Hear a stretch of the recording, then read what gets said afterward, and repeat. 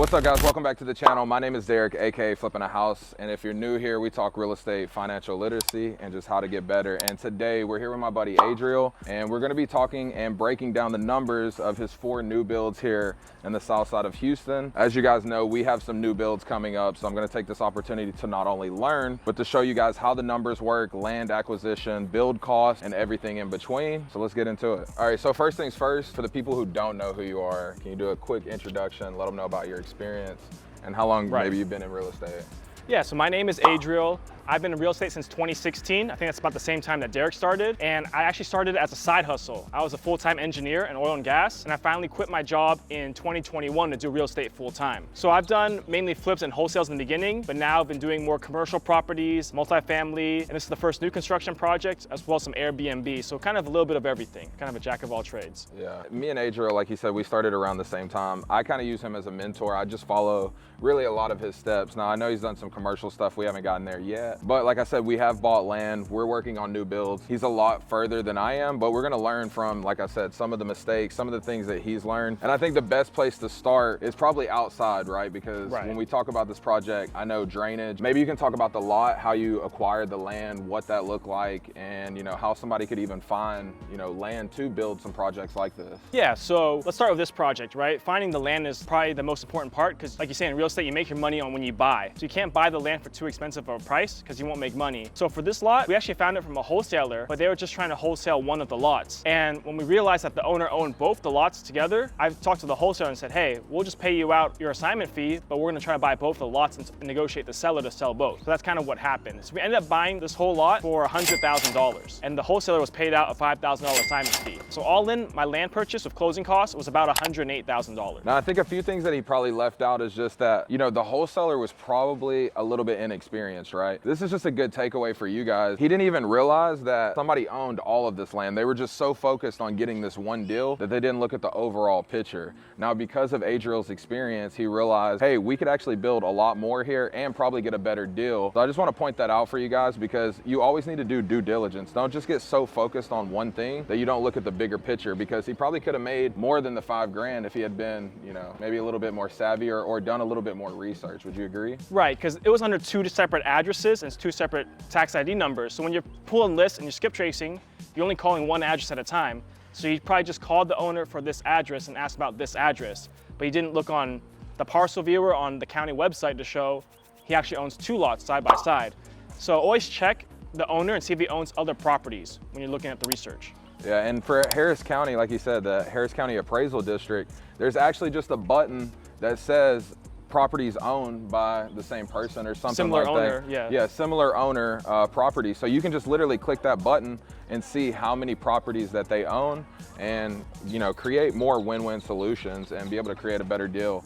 But, so we got the land. Obviously, what is the next steps, right? After you purchased the land, what was the next thing that you did? Right, so even before you actually purchase the land, when you're under contract, you want to figure out how many houses you can build, because that will affect your numbers. If you can build 3 houses versus 4, that really affects your purchase price and how much you can offer. So what you want to do is you want to send an architect an email, send them the address and say, hey, how many homes can I fit here? I do that with a lot of the leads I get. I don't even have them under contract. I haven't even made an offer yet, but I send it to my architect. Here's the address. How many homes can I fit? Because depending on what he tells me affects my offer price more or less on what I can offer. So that's really the first step, is figuring out the city regulations for your area and how many homes can be built, and then calculating your numbers off that. Yeah, and I would say we're very blessed here in Houston because, our building codes and a lot of how we do things here in the city, there's not really a lot of regulations, right? The biggest thing is drainage for the property and highest and best use. And so like when he's talking about talking with these people, are smarter, this is what they do. The architect, they can tell you what is gonna be the highest and best use for your lot, because we make our money when we buy, but we don't capitalize on that until we sell. And the best way to do that is to make sure that we're getting everything that we can from a deal, because they're not making any more land, right? So we have to capitalize on what we have here. All right, so when we talk about real estate, right, a lot of times I tell you guys, like, hope for the best and plan for the worst, right? Because so many things are gonna come up, and especially, doing your first new construction, I always call it tuition, right? So I know we're standing out front. This was one of the big things I remember we talked about, the city coming in, because you actually lost a little bit of the lot size. Why is that?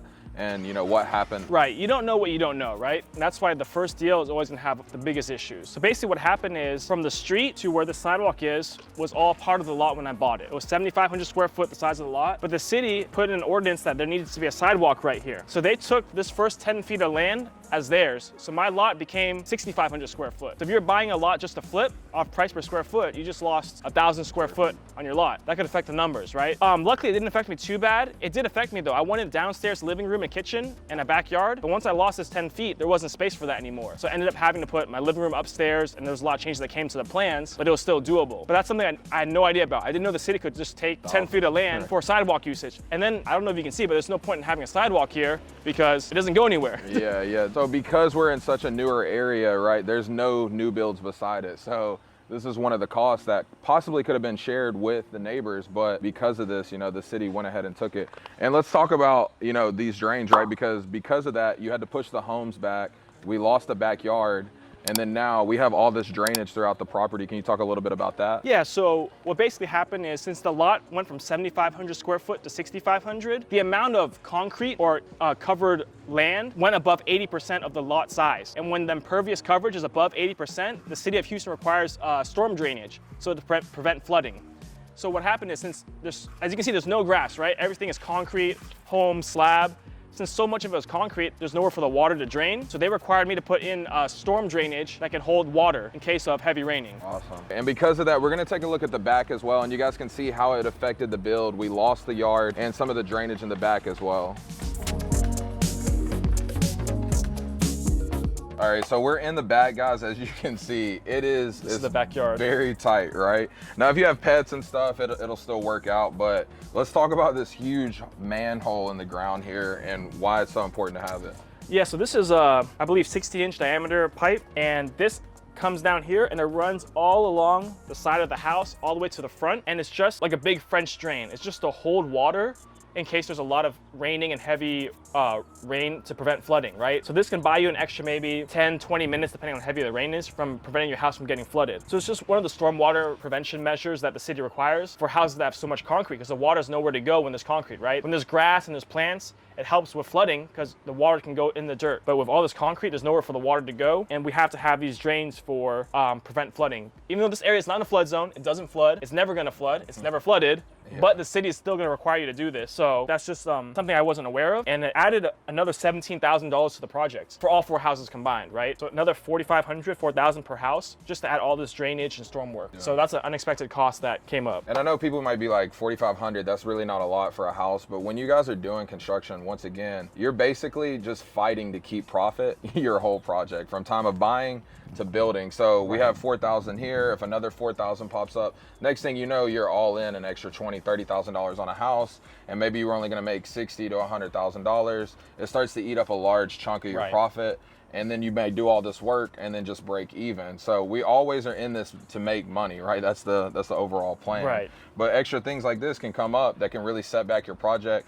But now you know, obviously, for the next one, but this is just something to think about, how one little thing in the front can affect the whole project down the line. So. Right, and that's why it's always good to network and learn from others. Like now Derek knows now I know. to avoid $17,000 mistake.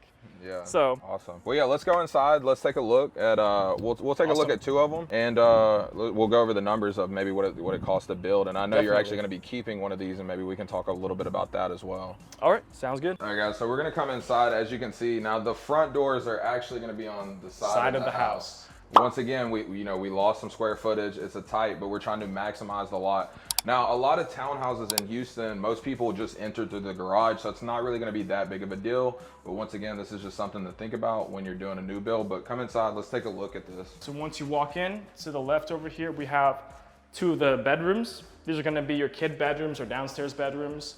There's a standard bedroom, nothing much to it. And then they both come into a bathroom. This is going to be a full bathroom downstairs where both bedrooms have direct access, and you have just a shower, standard bathroom. And then this is just the second bedroom. This is the smallest bedroom of the house. It's a tight fit, but it's probably gonna be a kid's bedroom anyways, or an office, so it doesn't make too much of a difference. So now let's go up the stairs into the main living and dining area and the primary bedroom. So when you come up, it's all an open living, kitchen, and dining area. Not a lot of space in this house in general. that I decided to go vertical to make it feel bigger. So the 12-foot ceilings and the 8-foot tall windows, I went vertical to make it feel bigger than it really is and to really help it stand out from the competition. Yeah, because I think you said most of the new builds around here, which I think ours are gonna be the same, are typically between 16 to 1,700 square feet. And this feels a lot bigger. This one, or these are, how big is the square footage? Yeah, so these houses, downstairs and upstairs combined, the living area is only 1,478 square feet, so 1,478. Gotcha, and they're 3-bedroom, 2.5 bath? Right, so this house is built on a 3-bedroom, 2.5 bath, 2-car garage layout. Okay. We have 2 bedrooms and 1 bathroom downstairs, and then we have the primary bedroom, the primary bathroom, and then a powder room on the upstairs. Gotcha. Now the next thing I want to talk about, because I know a lot of people are going to be like, so you bought the land for $100,000. I don't have $100,000, right? Right. Let's talk about the basics, right, of how you put this deal together. So for the land, did you just come out of pocket $100,000, or did you use somebody else's money? What did it look like? So we did this deal, me and my partner, when I say we did this deal, no money out of pocket. So what happened is we got the land for $100,000. I found a buddy of mine that wanted to invest some money. He had some extra money sitting. So I gave him some equity in the project, and he funded the purchase of the land. He funded the $108,000 that was needed. So we bought this land, zero out of pocket, and no bank, no lending, right? But he's gonna get, a nice cut of the profits once we sell it, right? So that's one way to structure it, is to partner. It's basically a JV with, you find the deal and someone has the money and you bring it together and make the deal happen. I think that's so important because, as you guys know, we JV a crap ton of deals. Me and Adriel have done plenty of deals. It's actually how we met back in the day, through social media, and started doing deals together. So it's just so important that you guys understand that JVs are very powerful. And I know a lot of times people don't want to give up equity, or they don't want to give up a percentage. But if you're lowering the risk by using someone else's money, it's just part of the game, guys. Always, always, always, OPM, use other people's money, because this way you can do 4 new builds, cash out money at the end, and your partner gets paid. And I'm sure he's gonna be happy to invest that money in other projects with you guys as well. Right. And some of you might be thinking, well, I don't have friends that have $100,000 sitting in the bank account, right? Yeah. That's a common objection that a lot of people come up with. But it doesn't have to be 100,000, right? If you can piece together 10 friends of 10K that's saved up, that's doable too, right? It's, gonna be more messy because of the deal of 10 investors, but that's another option. If you're not, you can always do hard money lenders, right? That can do the whole construction and the project, but you're gonna have to come out probably 10%, 5% out of pocket to purchase the land. You can't really do it with no money if you don't have a funding partner. So there's different options, right? I'm just going through the steps I did for this exact project, but just don't think that you have to have rich friends or just do it one way. I mean, on average, most people, when they do new builds, and this is why it's so important to focus on the deal, right? If you find a really good deal with land, a lot of times you can go to a local bank and they will then, give you the money to purchase the land, but then they will also use it as equity and, leverage to be able to then purchase the construction rehab. Now, you still may have to come out with some money out of pocket, but maybe it's only 10, 20, 30,000 compared to having to come up with, 100,000. You could get a credit card for a year for 50,000, you know what I mean? Right. These are just some other options. I don't want you to think just because this is the way Adriel did it, this is how you have to do it. But I think the key point is you always want to use someone else's money. And that's the big takeaway. Okay, so next let's talk about getting into the actual construction of it, right? So we got the architect, we got the land, we got the money. Now it's time to build. Obviously this being your first project, I understand totally. You wanted to go with a builder. What did that process look like of finding, because there's hundreds of builders in Houston. Right. How did you find a good builder? And then how do you verify that they actually are as good as they say they are? Right. Well, before we jump into that, so a couple steps that were missed, right? But once we have the land, we have the plans. There's something called replat in Houston where you have to separate the lot into smaller lots to fit the 4 homes. Because how this lot was set up before was just for 2 homes, one lot and one lot, right? So there's something called replat. It's not hard. You just do a survey and you just want to have it filed with the city. And all the soft costs, the architectural plans, the replat, the surveys, the permit fees, that all ran about $100,000 as well. So keep in mind, that's another $100,000 into the project. And that's including the drainage, I believe, as well. So it's all like the soft costs to get ready to actually build up vertically. And at the same time, I'm talking to banks and lenders to fund the construction side of the project. So I know I told you I got a private lender or a partner to fund the purchase of the land, but you still need to fund the actual construction part, which is gonna be the bulk of the cost. So I found a local bank that was willing to fund all 4 homes at the same time. And the issue I ran into was a lot of banks don't wanna have you build all 4 homes at one time. They want you to build 2 houses, sell them first, and then build another 2, which I understand, right? It's less risky. But for me and how I wanted to run, I said, no, it's gonna be cheaper from my perspective to build them all at once. I'm gonna get better pricing from the contractors and just get everything done at the same time. So it took some shopping around to find a bank that was willing to lend on building all 4 at the same time for a first-time builder. So, but luckily I found one, local bank in Houston, and that's how I got the rest of the funding for the project. Gotcha. And then how did you go into finding a builder that would, work with that, right? Because there's probably going to be a draw schedule. Right. They want to get paid. Some builders, contractors in general, they want money up front. What is the best way to find that reputable builder that's willing to work with you? And especially being your first time project, that can be a little risky for them. Right. I think the best way is word of mouth, right? And that's how I think me and Derek get most of our contractors anyway, is word of mouth.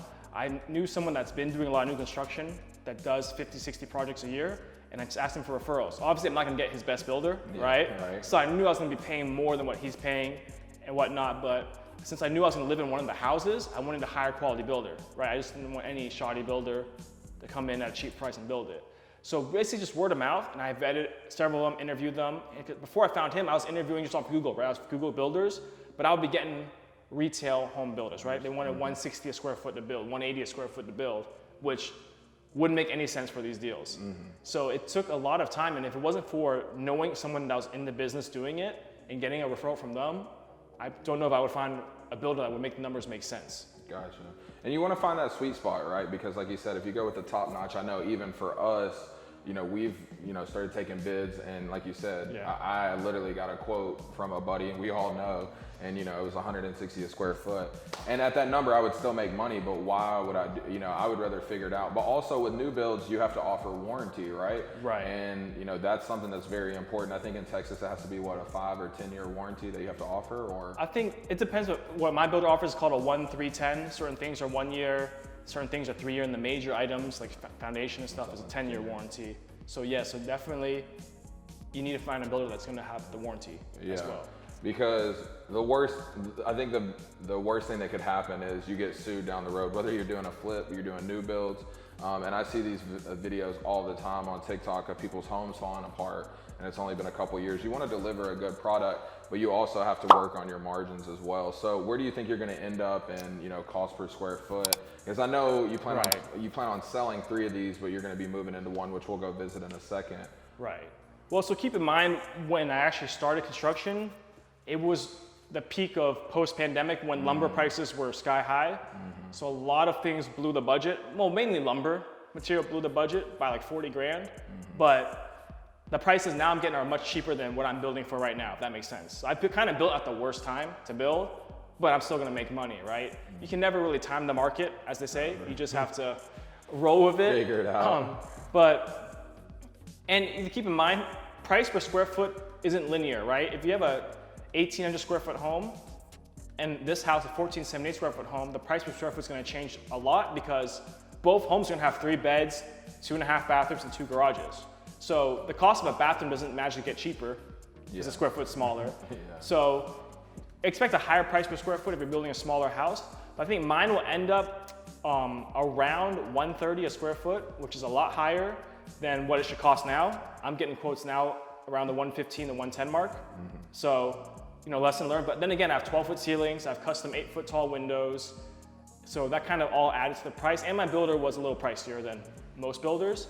But I think our all-in should be about $250,000 per house. All in terms of land purchase, soft costs, construction costs, everything. Should be from $250 to $260. And I know you said you're starting to list these. What do you plan on selling each of these for? Right, so I have them listed on the market without any photos, just coming soon listing at $325,000. And my realtor has been getting some inquiries and they're trying to do showings but the house is not ready yet for showings. Yeah. So if all goes well and it sells for $325 a pop, you know, take out 15 grand for commissions, closing costs, and whatnot. Ideally, if you get it at 310 net and we're all in at 250, that'll be about 60K profit per house. Okay. So if you sold 4 houses, it'd be 240 grand for about a 1.5 year project.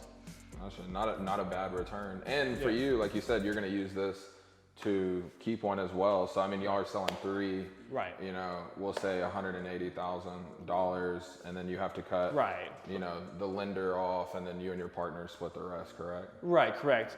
I mean, I just said 240 because most people aren't just going to sell them all. Yeah. They're not going to keep it. Yeah. Right. So let's say 240 net. That's after paying off, you know, the loans and stuff. And then the partner will probably get maybe 40K. Okay. I mean, 40K out of 100K investment over 2 years. Over 2 years. It's like 20% return, right? Yeah. So better than just basic private money lending because they're not getting any monthly payments for 2 years. But, you know, so even if you take that out, 200K, and you split that with a partner, because I have a business partner, that's still 100K in a 1.5 years, 2 years. Yeah, still not bad. Still better than working a job. But and just imagine if you can scale it up, right? Because if you can have another building crew doing another construction project, it's scalable. You can build 4 here, 2 there, 3 here, and make sky's the limit. I know one builder that pulled in 3 million last year, just new construction. So it's definitely possible. Very scalable. And the more you do, their prices are only going to get cheaper. So. Right. Nice. Well, let's take a look at this master, and then let's go take it the one that you're going to be keeping, and then we'll talk a little bit about that as well. Yeah, so once you get past the kitchen and living, and you come over here, you're going to have a laundry room right here. It's really small, so you can only fit a stackable washer and dryer. That's not what I wanted, but just due to the size limitations of the home and the whole lot issue, this was the best we could do, which is, you know, not bad. And then we have a small powder room or half bathroom where it's just a toilet over here. And then on the other side, you're gonna have just a sink. And then we come in here, and this is gonna be the primary bedroom or the master bedroom. It's the only bedroom with a 12-foot ceiling, so it feels a lot bigger. We have the tall 8-foot custom windows as you saw in this bedroom as well, so there's a lot of natural light in the mornings as well. And you have a walk-in closet. It's not too big, but it's good enough for a starter home, as this home is only 1,478 square feet. Yeah, so this is the master bathroom. As you can see over here, we're gonna have a full-size shower that's got a little accent herringbone design. That's just to make it stand out, make that look a little different, make it not look so builder grade of a house to have this accent shower wall. And then we have everything with matte black fixtures in the shower door. And then we have this oversized bathroom vanity here. I think it's about 7 feet long, so you can fit a lot of things on this countertop. And then at the very end of the bathroom, we just have a little separate room, a little bathroom closet, toilet closet, where it's just a toilet in there to have it kind of separate from the rest of the bathroom. All right, so we're here at the last stop. This one is actually going to be Adriel's personal residence, which we'll get into in just a second. But I think, and I'm going to take a guess, right? Because when we talk about when we're doing our new builds, we're going to end up keeping 2 of those. We're building 4. You know, for you, why did you want to keep one of these projects? Why was it so important to you? I mean, I think I have an idea, but for the people who don't know, right? Because I know you did a little bit more higher end touches. This is actually going to be your personal house. Right. So the house, the layout's the same, it's just the finishes are a little nicer, right? Like as Derek mentioned. But the biggest thing for me is I currently live about an hour and a half from Houston in a town called Beaumont. And I've been doing real estate out there as well. But I was looking to move back to the city. But you know, being a real estate investor, I didn't want to just buy a house on the market and pay market value. So, and I knew I wanted a new construction home because I've lived in 2 personal residences where I did a full gut rehab, but there's still issues with old bones in a home. Like my current house is gutted to the studs and rebuilt new, but there's still issues. So I figured, okay, the only way to get a new construction house at a discount is if you build it, right? Because that's the last type of home you're gonna get a discount on the market for. And when these came up, it was in a good area. Well, good area as in located centrally to the city where I wanted to be at. And I just figured, okay, I can get in discounted at my own cost and have a place to live and move to Houston. So that's kind of the main thing, was moving to Houston and getting a deal. And this kind of fit the criteria. Yeah. And I think the thing that he didn't really talk about though is the equity capture that he's gonna be getting and then where this area is headed, right? I know we're focusing in 5th Ward, you guys are focusing in over here. You know, this home is worth 325 right now. Right. In a couple of years, we all know this is gonna be worth $500,000, if not more. And on top of that, you have a personal residence that even if you wanted to move, you could then turn into an investment property as well. Right. Right. I'm hoping, you know, I don't know about $500,000, but maybe in 5 years this could hit 400K. Yeah. And then I'd have over 6 figures equity. And the biggest thing about personal residence is if you live there for 2 years and then you sell, it's gonna be tax-free up to either $250,000 or $500,000, depending, you know, if your tax status and if you're married or not. So that was another big reason for me moving here, is letting it grow, knowing this area is gonna grow and it's a gentrifying area. And yeah, as Derek mentioned, that's, you know, how I want to do all my deals, not just my flips and my rentals, is my personal homes as well. I've always had equity from the get-go. Yeah, no, it's so important. And it's funny because the house I actually live in came from you. It was a deal that, you know, it didn't really have a lot of equity at the time, but I was looking for a personal residence. And now, like you said, because of the market over the last, you know, 3 years since I bought that home, you know, we have over $100,000 in equity. So that's what I'm saying, guys. Like real estate, I think a lot of times people think you have to be a full-time investor. I try to simplify it as get one property a year. Even if that's a personal residence that you can grow equity in and sell in 2 years or turn into a rental, that's all it takes. If you did that for 10 years, you're gonna easily equate to close to $1 million, and then those homes are constantly gonna grow and someone else is gonna be paying down your mortgage. So when you think about building wealth, it doesn't just have to be new construction, it doesn't have to be flips, it doesn't have to be wholesales. If you have a good job, just use the cards that you are given. Everybody's cards are different, right? You worked in Beaumont, that's why you lived out there, you had a good job, you started your investing career. I used to wait tables, I started different. Everybody's story and journey is gonna look different. The important part is that you just figure out what your strategy is gonna be and get started.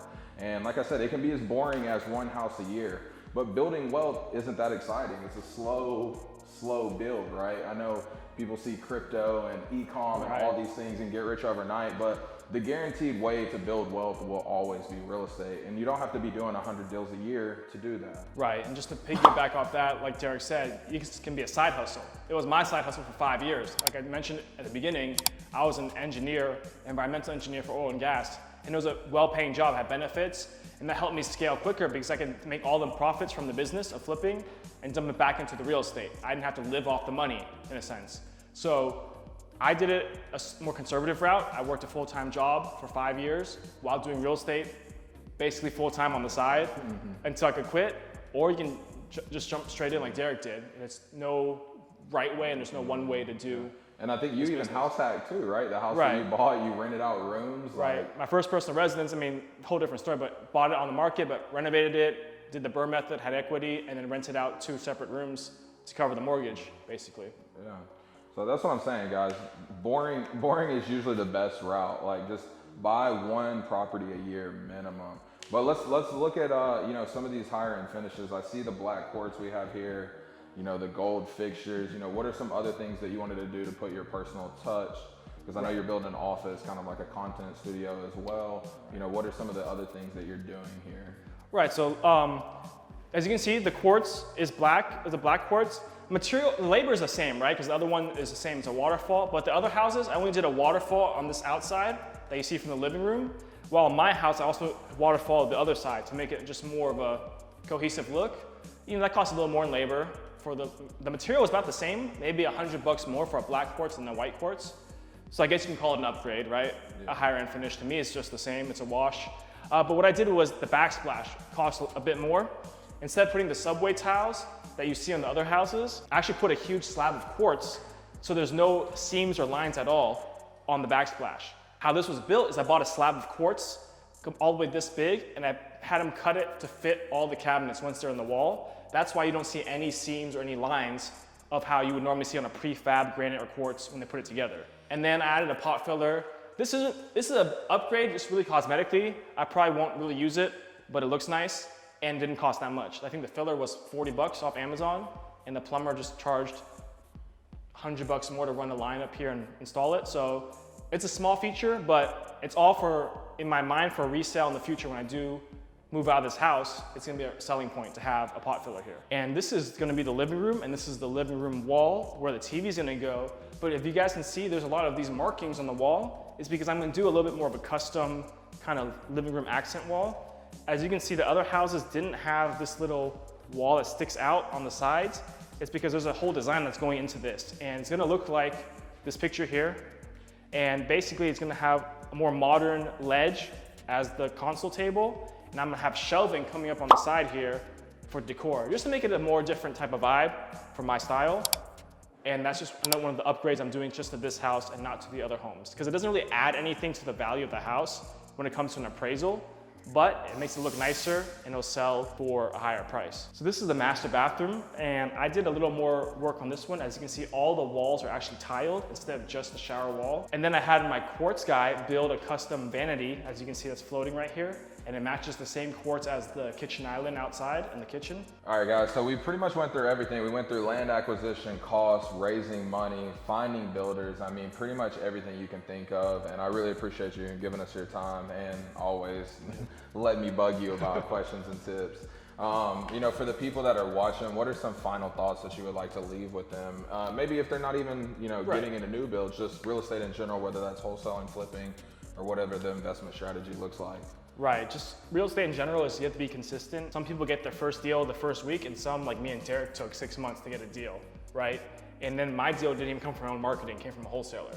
So when you get into real estate, you have to be patient. It's not as quick as other side hustles like e-commerce or whatnot. You can get sales first week, right? So that's the thing about real estate is it's a lot slower than most other businesses, especially in this digital economy. So just having patience is really the key, sticking with it. But it's kind of like what Grant Cardone always says. I'm not trying to get rich quick, I'm trying to get rich for sure. And real estate is one of the few that's almost a for sure on wealth over time. Absolutely, absolutely. So I hope you guys like this video. If you haven't already, make sure you like, subscribe, turn on post notifications.